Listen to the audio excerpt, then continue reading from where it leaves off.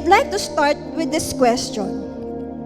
Kapag ba namatay ka ngayon, sigurado ka na ba na sa langit ka pupunta? Kapag ba namatay ka ngayon, sigurado ka ba na ligtas ka? So when we say ligtas na ba ako, ibig sabihin, kapag ba namatay ako, sa langit ang punta ko, or kapag ba namatay ako, sa impyerno ang punta ko. Amen? Say amen. Okay? Now, kung ligtas ako, ang tanong ko, follow-up question is, sigurado ba na hindi mawawala yung confidence ko na ligtas ako? Yun ang question. Kasi marami po sa atin, naniniwala kay Jesus Christ, umaattend ng church, nakakapakinig ng mensahe ni Lord, naniniwala sa Panginoon. Pero minsan, sa loob-loob po natin, meron pa ding takot. Okay? Meron pa rin pangamba. Yung pangamba na, paano kung mawala? Yung pangamba na, paano kung hindi sapat yung ginawa ko, yung ginagawa ko? Paano kung magkamali ulit ako? Paano kung, mag-fall ako again into sin? Paano kung bumagsak ulit ako? Yun ang question po natin eh. At minsan, ang tingin po natin sa salvation, sa pagliligtas ni Lord, ang tingin natin parang hulugan. Sabihin niyo hulugan. Parang installment. Parang installment lang. Kaya lang, tetelestai nga yung tinuturo natin, ganap na. Bayad na lahat. Kaya lang parang nagiging installment siya kasi kapag mabait ako, ay tuloy yung kaligtasan ko. Ay sigurado yung kaligtasan ko. Ay secured yung kaligtasan ko kasi mabait ako eh. Amen? Pero pag nagkamali ako, pag nag-fail ako, pag bumagsak ako, iba na naman tingin ko sa kaligtasan. Ay, canceled na yung kaligtasan ko. Ay, baon na naman ako sa utang. Amen? Pag mabait ka, iba ang tingin mo sa kaligtasan. Pag hindi ka mabait, iba din naman ang tingin mo sa kaligtasan, sa salvation. Pero ang good news natin today is this. Hindi po installment ang salvation, tetelestai. Again, ang salvation po natin ay hindi po pansamantala. Amen? Na kapag nagkamali po tayo, nababago po yung estado natin. No. Ano pong sinasabi ng salita ng Panginoon? Are you following? Sabi po ng Ephesians 1:13-14, sabi po doon, in Him you also trusted. After you heard the word of truth, the gospel of your salvation, in whom also having believed. Sabi doon, you were sealed with the Holy Spirit of promise, who is the guarantee of our inheritance until the day of redemption, until the redemption of the purchased possession, to the praise of His glory. Now, babagalan ko. Okay? Titingnan niyo po yung mga keyword. Look at me. Tingin sa akin. Look at the word trusted. Okay? Look at the word believed. Look at the word sealed.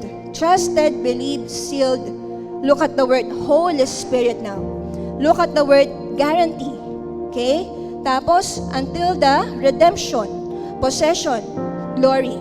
Now, those are the words, those are the keywords that we need to take note of. Kasi, sabi po dun sa verse, yan, nagtiwala ka at naniwala ka pagkaraan mong marinig yung word of truth o yung gospel of salvation. So pagkaraan mong makarinig, okay? Pagkaraan mong tumanggap sa Panginoon, tayo po ay naniwala at tayo po ay nagtiwala at naniwala. Say amen. You trusted and you believed. After po nun, after hearing the word of truth, look at me, church. Okay? You were sealed. Pagkaraan po nun, tayo po ay sinelyuhan ng banal na Espiritu Santo. Amen? We were sealed with the Holy Spirit of promise. Yung Holy Spirit, ano daw yon? Who is the guarantee? of our inheritance. So meron tayong garantiya. At yun daw po ay ang banal na Espiritu Santo hanggang until the redemption. So merong redeeming na mangyayari. Kukunin niya yung kanya, yung mga pinurchased niya by His blood. Right here. Purchased possession para sa kalwalhatian niya. Right here. Say amen. Say amen.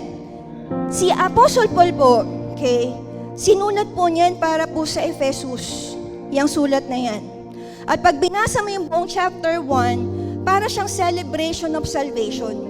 Pag binasa mo siya hanggang verse 3, paulit-ulit, ang sinasabi lang ni Pablo, you are chosen, you are predestined. Ang sinasabi lang, you are adopted, you are redeemed, you are forgiven. Yun ang sinasabi ni Pablo. So pag binasa mo yung verse 1 hanggang 12, ang ganda nun. It talks about our identity in Christ. Pagdating dito sa verse 13 to 14, okay? Ang sabi ni Pablo, hindi lang kayo pinili, hindi lang kayo pinatawad, hindi lang kayo pinagplanuhan, hindi lang kayo inadopt, hindi lang kayo niredeem. Ang sinasabi niya sa verse 13 and 14, tayo din po ay tinatakan. Sabi mo, tatak. Tinatakan din tayo ng Diyos. At yun yung magandang bagay na pag-uusapan natin ngayon. Say amen. And so the title of our topic for today is Paid in Full, Secured Forever. Sabihin nyo nga, 1, 2, 3, go. Paid in full, secured forever. Amen. Now, let's go deeper. Are you ready? Say amen. Let's look now at the truth behind the seal. Sabihin nyo, seal. Tingnan po natin kung ano yung truth behind that seal na sinasabi. Yung tatak na sinasabi.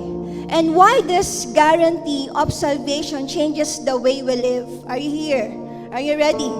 Now, tatlong bagay po yung pag-uusapan natin ngayong umaga. Una, you are marked by God. Pangalawa, your salvation is guaranteed. And thirdly, your life is secured in His hand. You are marked, guaranteed, and secured. So meron tayong pag-uusapan, sealed, guaranteed, and then kept. Say amen. Now, let's go now to point number 1. Okay? Point number 1. Point number 1, you are marked by God. You are sealed.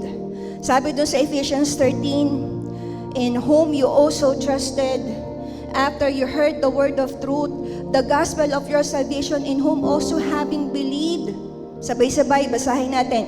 You were sealed with the Holy Spirit of promise. Sealed. Sabihin niyo, sealed.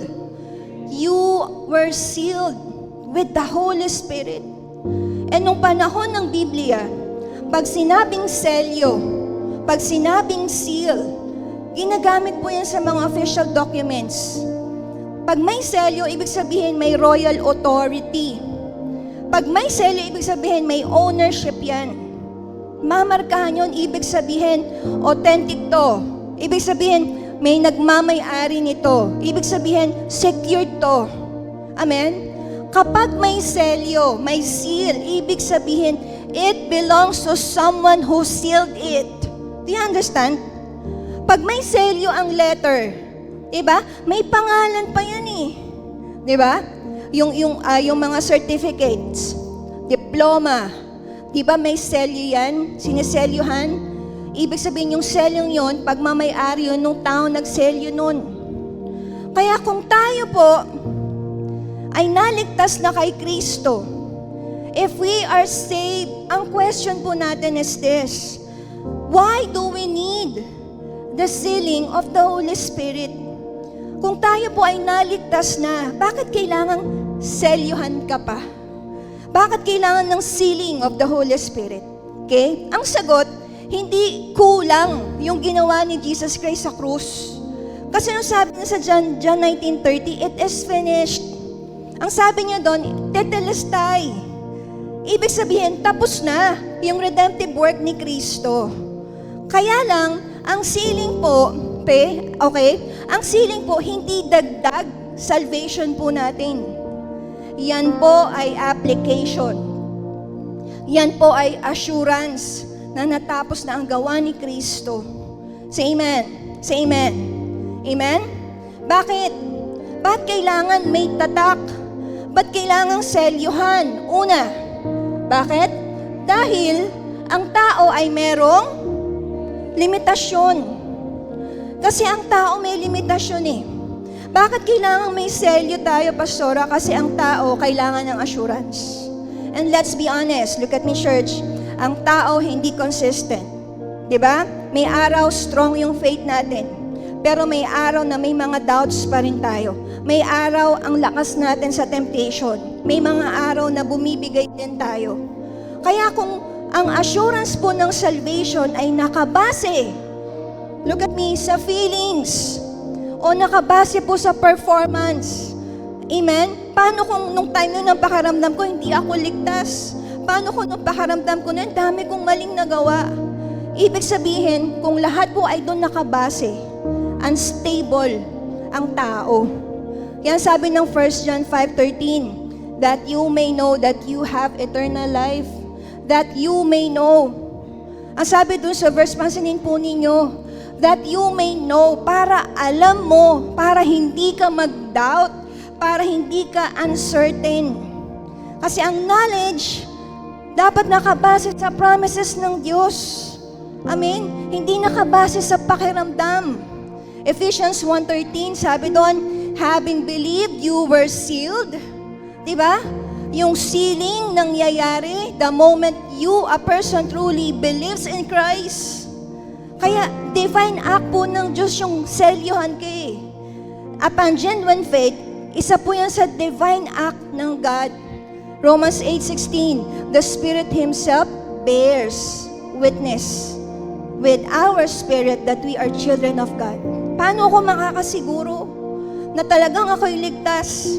Ang Holy Spirit po pala ang nagbibigay ng internal na assurance sa tunay na mananampalataya. Alam mo yan sa puso mo. Kasi may witness ng banal na Espiritu Santo. Number 1, dahil ang tao may limitasyon, kaya kailangan ng sealing. Pangalawa, dahil may spiritual conflict. Do you agree? Na habang yung ibang tao, sabi nila, Pastora, simula nung tumanggap ako sa Panginoon, mas grabe yung pagsubok ko sa buhay. Kaya yung iba tumitigil na lang eh. Kasi nga, nung hindi pa sila nakakilala, walang ganito. Nung nakakilala sila sa Panginoon, merong ganito. Tama? May spiritual battle. Matitindi. Tama? 1 Peter 5:8, your adversary, the devil, prowls around like a roaring lion. Yung kaaway, yung adversary, amen? Para siyang leon. Napaikot-ikot. Wow! Hinihintay kang lapain. Meron tayong spiritual conflict. May kaaway yung kaluluwa natin. May opposition yung kaluluwa natin. May nag-a-attempt na ligligin yung pananampalataya natin. Kaya sabi ni Jesus Christ, John 10:28 verse 29, no one will snatch them out of my hand. Kaya kahit anong gawin ng diablo, may tatak dahil may spiritual conflict. Say amen. Say amen. Hindi sinabi ni Lord, mawa kayo sa akin na, kumapit kayo sa akin. Ang sabi ng Diyos, sa kabutihan niya po sa atin, hindi ganon. Ang sabi ni Lord, hawak ko kayo sa aking mga kamay. Ganon katindi. No one will snatch you out of my hand. Are you here? Say amen. Say amen. Ano pa? Bakit kailangan may selyo? Kasi number 3, dahil ang tao may identity need. Ang tao merong kailangan ng ownership. Ang tao magtatanong, sino ba ako? Saan ba ako belong? Amen? Maraming tao may identity struggle eh. Pero sabi ng Biblia, 1 Peter 2:9, you are chosen generation, His own people, special people. Amen? Say amen. Kaya ang believer, Pag sinabing, you are chosen, you are His own, you are mine, pag sinabing ganun ng Panginoon, ang believer po pag-aari ng Diyos. Ang believer po ay chosen by grace. Ang believer po belongs to Christ. 2 Corinthians 1:22, who also has sealed us and given us the Spirit in our hearts as a guarantee. Diyan ka. Kaya ang sealing, ang selyo, gawa ng Diyos yan mismo. Yan po ay declaration that we belong to Christ. Kaya ang mananampalataya, may selyo yan. May seal yan. Amen? Say amen. Say amen. Say amen. Say amen. Ang selyo, hindi po temporary yan. It's until the final redemption. Ang sealing, hindi yan dagdag sa salvation mo. Yan ang katiyakan ng ginawa ni Kristo ay tunay, kompleto, at secured. Yan ang patunay na tetelestay na. Say amen. Say amen. Ano yung point number 1? You are marked by God. You are sealed. Say amen. You are sealed with the Holy Spirit. Say amen. Point number 2. Your salvation is certain. Ibig sabihin, ang salvation po natin guaranteed. Amen? Verse 14, sabi doon, tingnan natin yung verse. Sabi doon sa verse 14, in Him you also trusted after you heard the word of truth, the gospel of salvation, in whom also having believed, you were sealed with the Holy Spirit, who is the guarantee of our inheritance until the redemption of the purchased possession. Pansinin niyo po yung word na guarantee. Sabihin niyo guarantee. Ibig sabihin, pag may guarantee, sigurado. Amen? Ito po, kwento ni, ano kayong pangalan? Kwento ni Mang Arman at ni Mang Boyet. Sabi ni Mang Arman, paring Boyet, kapag namatay ako ipag-pray mo ko na mapunta ako sa langit. Sabi ni paring Boyet, sige pare, pero para sa dami ng kasalanan mo, matagal-tagal kitang ipag-pray. Sabi niya ganyan. Sabi ni Mang Arman, ay oo nga no, madami akong kasalanan. Pero pare, mag-iiwan ako ng $250,000. Basta, siguraduhin mo pare, na may magbibigil para sa kaluluwa ko. Amen? Sabi ni paring Boyet, sige pre, padala mo na lang yung $250,000, ako na bahala. Pagkaraan ng ilang taon, namatay si Mang Arman. Hindi po si Mang Arman to Iba pong Boyet at Arman yung pinag-uusapan natin. Pagkaraan ng ilang taon namatay. Nandun ngayon sa langit. Sabi ni San Pedro, ba't kita papapasukin sa langit? Sabi ni Mang Arman, San Pedro, yung kaibigan ko po sa lupa, bago ako mamatay, binilinan ko po na ipag-pray ako. Pa-check naman po sa system, baka nandyan yung pangalan ko. May system. Sabi ni San Pedro, sorry Mang Arman wala yung pangalan mo sa system. Next. Are you here? May paniniwala yung iba. Look at me. Tingin. May paniniwala yung iba na merong tinatawag na purgatorio. Look at this. Na pagkatapos mong mamatay, pwede kang ma-purify. Pwede kang ma-purify. Pwede ka pang linisin. May mga taong naniniwala sa purgatory na eventually, pag ipinag-pray ka, malinis ka, ma-purify ka, pwede kang makapasok sa langit. Purgatory. At meron din, yung iba, naniniwala dito, prayer for the dead, na pwede mong ipagdasal yung patay para maligtas. Alam nyo, ito tradisyon po natin mga Pilipino to. Hindi na natin maalis yan. Tradisyon po natin to Di ba pag namatayan ka, magpo 40 days kayo. Kailangan may sisiw dun sa dun sa puntod. Kailangan itatawid. Di ba? Ang dami. Tradisyon. Di ba? Say amen. Ang tanong, look at me, sinusuportahan ba ito ng Biblia? Does the Bible support this? Amen? Ang sabi ni God, sabi ni Jesus Christ, John 19:30, it is finished, tetelestai. Hindi siya nung namatay dito, hindi niya sinabing, to be continued. Kulang pa yung ginawa ko, tuloy nyo na lang. Hindi niya sinabing ganun. Ang sabi niya, it is finished. Amen? Hindi niya sinabi, kulang. Dagdagan nyo. Ituloy nyo. Hindi. Hindi niya sabing, kulang, may additional works pa kayong gagawin. Hindi.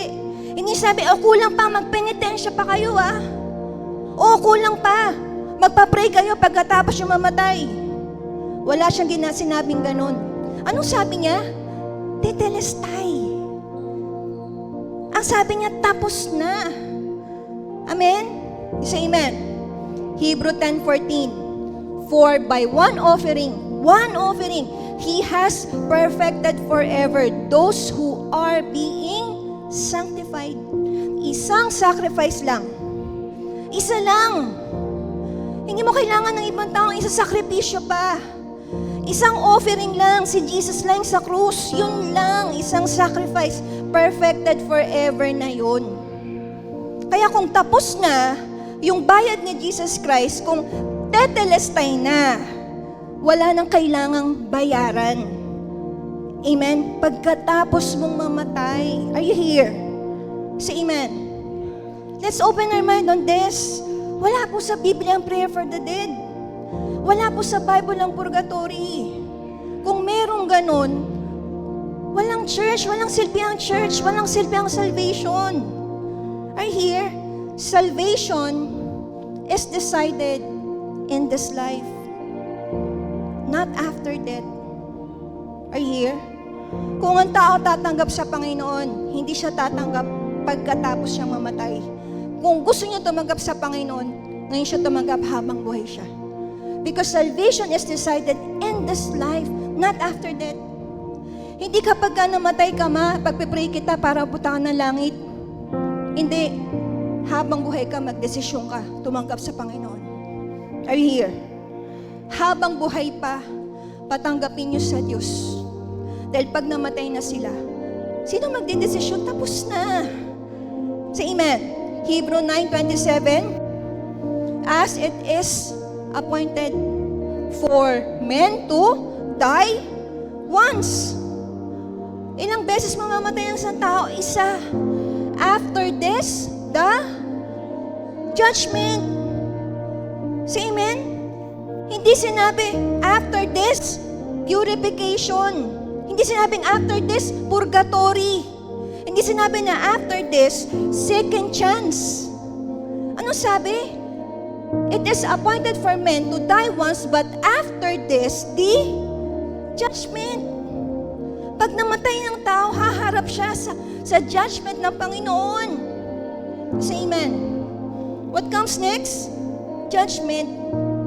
Kaya ang desisyon sa kaligtasan, ginagawa habang buhay pa.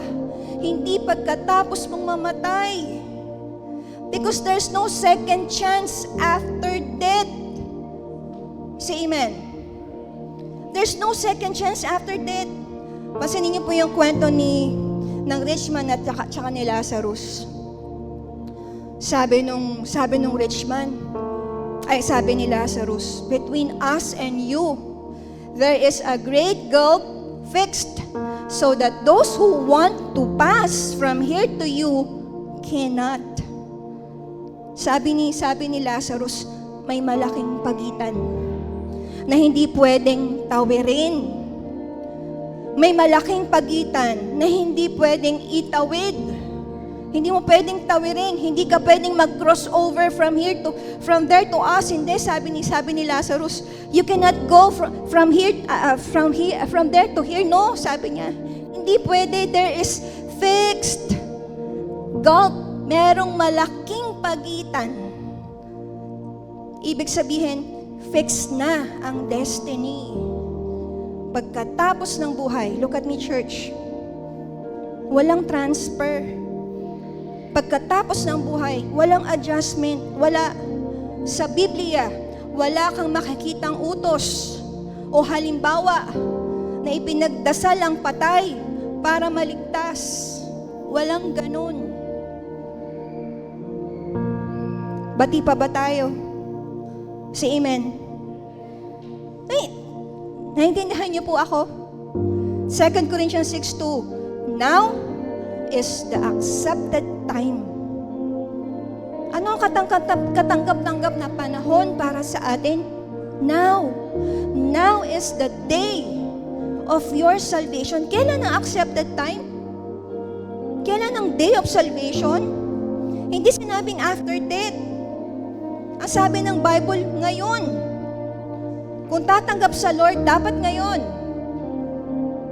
Anong meron tayo kay Kristo pagkatapos nating mamatay? Look at me. Tingin sa akin.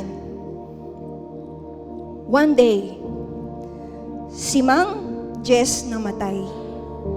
Tumanggap siya sa Panginoon. Tinanong din siya ni San Pedro, ba't kita papapasukin sa langit? Walang sinabi si Mang Jess, pero alam niya, tinanggap niya ang Panginoon sa kanyang buhay. Tinanggap niya bilang Panginoon tagapagligtas. Pero nung habang pumapasok si Mang Jess, nakita ni San Pedro, may tatak. Wala pang sinasabi si Mang Jess, pasok na, pasok po, pasok po, this way po sa langit. Bakit? Tanong niyo sa akin kung bakit. Because may guarantee seal. You hear? Kaya ang Holy Spirit sa buhay po natin, yan po ang guarantee of our salvation. Amen? Maring hindi mo pa nararanasan ng langit ngayon. Hindi pa natin fully nakikita yung glory ng Diyos, pero may proof, may katibayan tayo na makakarating tayo doon. Meron tayong guarantee, ang Holy Spirit. Anong katibayan natin?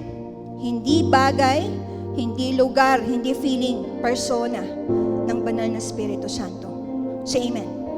Romans 5:8, but God demonstrates His own love towards us, in that while we were still sinning, while we were still sinners, Christ died for us. Amen? Kaya hindi lang nangako ang Panginoon, nagsabing I love you. Hindi lang pangako binigay ng Panginoon. Pinatunayan niya yan. Binigay niya si Jesus Christ. Look at me. Hindi lang si Jesus ang ibinigay niya pagkatapos. Ibinigay din niya ang banal na Espiritu Santo. Kaya Holy Spirit, hindi siya power. Hindi siya sign. He is the guarantee of our salvation. Say amen. Say amen. What's number 1? You are marked by God, sealed. Ano yung number 2? Your salvation is certain, guaranteed. Number 3, samahan ako ng banda. Tuturo sana ako ng banda, wala pala, yun lang ang banda. Hirap ituro. Ayun lang pala. Point number 3. Your life is secured in His hands. Sabihin mo, my life is in His hands. Your life is secured in God. That's number 3. May mga pagkakataon, iniisip natin, baka mawala ako sa Diyos. Iniisip natin, baka hindi ako umabot. Paano kung mapagod ako? Paano kung iwan ako ng banal na Espiritu Santo? Pause lang tayo doon, ha? Amen? Ang tanong, okay? Ang tanong, ikaw ba ang may hawak sa Diyos? Dapat yung tanong natin, siya ba ang may hawak sa atin? It's the other way around. Tingnan niyo po yung John 10:28 to 29. Sabi doon, and I give them eternal life, and they shall never perish. Neither shall anyone snatch them out of my hand. My Father, who has given them to me, is greater than all, and no one is able to snatch them out of my Father's hand. Sabi ni Lord, binibigyan ko sila ng buhay na walang hanggan. Sa lahat ng sumusunod sa Kanya, sabi niya, lahat ng akin, lahat ng may tatak, lahat ng akin, secured yon, permanent yon. Those who belong to Him will never perish, will never be lost. Because no person, no power, no spiritual force can take them away from the hand of God. Walang kahit sino na pwedeng dumukot sa iyo sa kamay ng Diyos. Ganon ka-secure at permanent. Kaya sinabi ni Lord, tetelestai. Are you here? Say amen. Hindi ka lang held by Jesus Christ. Tingnan niyo po ito Si Jesus Christ ang nagsasalita nito. Balik mo doon. Ano sabi niya? And they shall never perish, neither shall anyone snatch them out of my, si Jesus yon. Tapos pangalawa sabi niya, who has given them to me, my Father, is greater than all, no one is able to snatch them out of my Father's hand. Dalawang kamay. Kamay ni Jesus Christ, kamay ng Father. Kaya secured and permanent. Amen. Double assurance of salvation. Dalawang kamay binanggit. Kamay ni Jesus, kamay ng Ama. If you are truly in Christ, your salvation is fully secure. Because God Himself is holding you. Next slide. Amen? Sinong may hawak sa atin? Ang Diyos. Hanggang sa huling araw.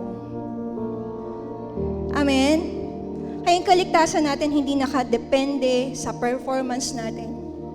Hindi nakadepende sa tibay ng pananampalataya natin araw-araw. Hindi nakadepende sa consistency na ginagawa po natin. Saan nakadepende? Nakadepende sa Diyos, kay Kristo. I give them eternal life. No one can snatch them out of my hand. No one is able to snatch them out of my Father's hand. You are kept in the hand of God. Dalawang kamay ang humahawak sa iyo. God is holding you. Kaya hindi ka basta-basta madadapa Hindi ka basta-basta mahihina. Hindi ka basta-basta mawawala. Amen. Ang Diyos mismo ang may hawak ng ating kaligtasan. Say amen. Say amen. 2 Timothy 2:13. If we are faithless, He remains. He remains faithful. He cannot deny Himself. Say amen. Kung hindi tayo tapat, mananatiling tapat ang Diyos sa atin. Kung bumitaw tayo, hindi siya bibitaw. Oo, minsan nadadapa tayo, minsan nagkakamali tayo, minsan napapagod tayo. Pero hindi yon dahilan para bumitaw ang Diyos sa atin. He who has begun a good work in us will complete it until the day of Jesus Christ. Kung anong sinimulan ng Panginoon sa buhay mo, tatapusin niya. Amen?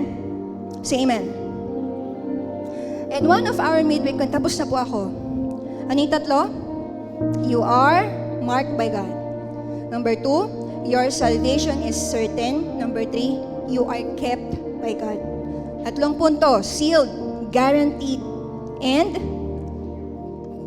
kept. Again, sealed, guaranteed, kept. Amen? All the while, akala natin, nung kaligtasan, tanggapin ko lang si Kristo bilang pangatang, okay na, tapos na yun. Workout ko na sa salvation ko, no. Malalim yung pinag-aralan natin ngayong umaga. Pagkatapos kang iligtas ng Diyos, ilagyan ka ng tatak. Okay? Now, in one of our midweek connection, nag-ask po ako. Sabi ko, kung mamamatay kayo ngayon, haharap kayo sa Diyos. Anong sasabihin mo kapag tinanong ka, ano yung question? Ba't kita papapasukin sa langit? Ba't kita papapasukin sa langit?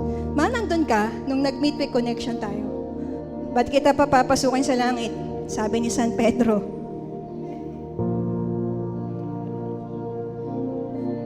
Sabi ni Mami, taray ko. Aisa, ba't kita papasukin sa langit? Sabi ni Lord, huwag nang papasukin to. Tatay Arman, ba't tanong, bakit tay?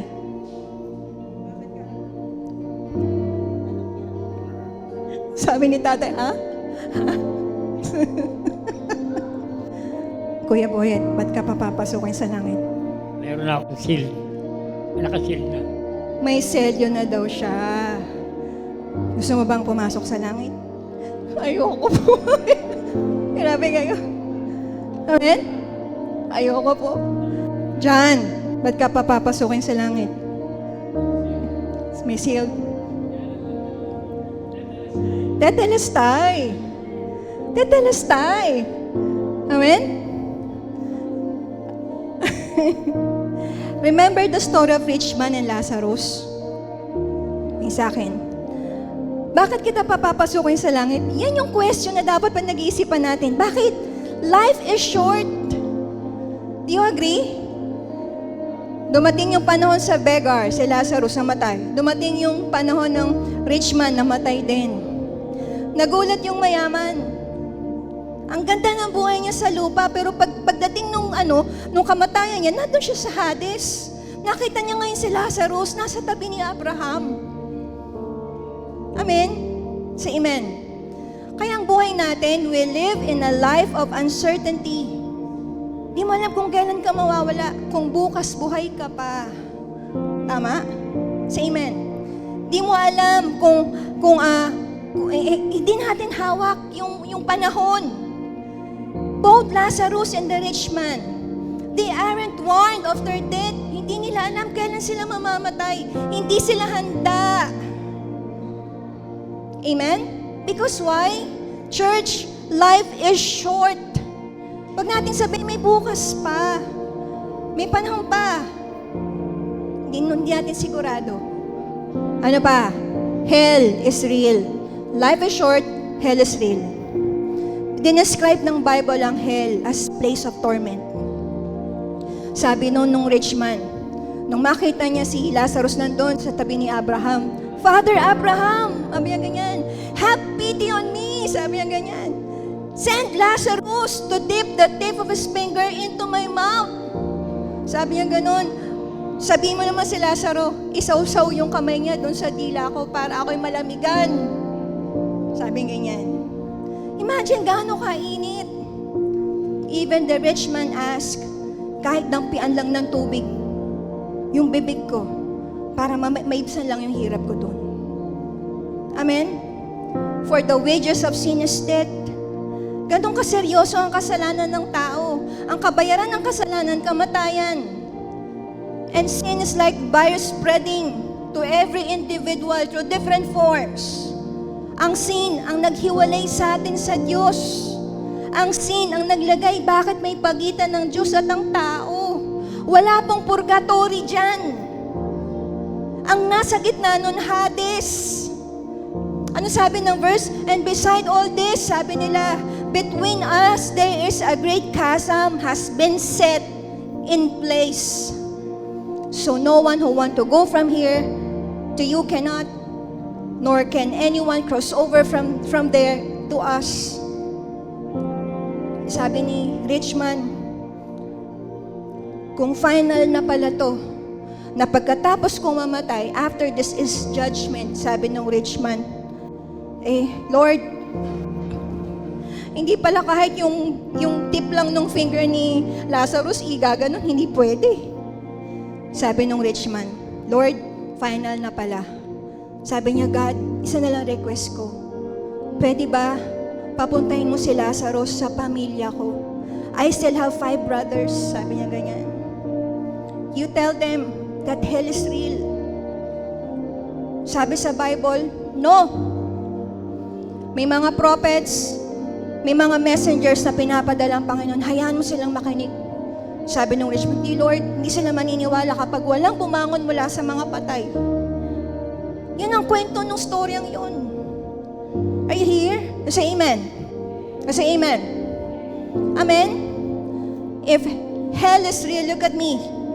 Heaven is real also. Totoo rin ang langit. Ba't kita papapasukin sa langit? Kailangan ba may tamang sagot? Kailangan ba may memorize na sagot? Kailangan bang ma-explain natin ng maayos bakit kita papapasukin sa langit? Ang kaligtasan natin hindi nakabase sa galing nating sumagot. Pagdating natin doon, isa lang ang hanapin sa atin. Kahit wala kang sabihin, look at me, kahit wala kang sabihin, may tatak. Makikita kung kanino ka. Kasi may tatak. Kasi may selyo. Kasi may banal na Espiritu Santo. Pag nakita yung seal ng Holy Spirit, hindi kailangan ng mahabang explanation. Kaya hindi ka papasok ng langit dahil lang tinanggap mo si Kristo, pero kasama yon. Kahit wala kang sabihin, kahit hindi ka magaling magsalita, papasok ka dahil pag-aari ka ng Diyos. Papasok ka hindi dahil perfect ka. Papasok ka dahil sealed ka. Say amen. Ganon kabuti ang Panginoon sa atin. Kahit sa mga panahon, hindi natin maintindihan ang buhay. Yung iba sa atin, gusto ko nang pumunta ng langit. Kasi ang hirap ng buhay. Yung iba gusto na lang mamatay eh. Ang hirap ng buhay. Ang tanong, ready na ba tayo? Amen? Anong dinala ng buhay sa atin? Ay habang nabubuhay tayo, pinupurify tayo ng God eh. Kasi pagkatapos ng kamatayan, judgment na. Kaya pansinin mo, yung buhay natin masukal. Sinasanctify tayo ng Diyos. Yung buhay natin mahirap, yung buhay natin puro struggle. Pinupurify tayo ng Diyos.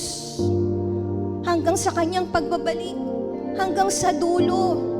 Makaharap tayo sa Panginoon. Amen? There's no second chance after death. Are you here? Your life is short. Heaven is real. And hell is real also. Ano gagawin natin? Tatanggapin natin yung ginawa ni Kristo sa krus. Amen? Tatanggapin natin siya bilang Panginoon tagapagligtas ng ating buhay. Na kahit anong kakulangan natin, Lord, hindi ko kayang iligtas ang aking sarili. Pinagkakatiwala ko sa iyo. Hindi ka kayang iligtas ng religion mo. Hindi ka kayang iligtas ng mabuting gawa mo. Hindi. Sino nakakapagligtas? Walang tanging pangalang binigay ang langit, kundi pangalan ni Kristo. Amen? You say amen. You say amen. Aawitin po natin itong kantang ito. And while we are singing this, upo lang po kayo. You can pray, you can sing along. Gawin niyo pong panalangin ng inyong puso. At tanggapin niyo po ang Diyos sa inyong buhay. Hallelujah.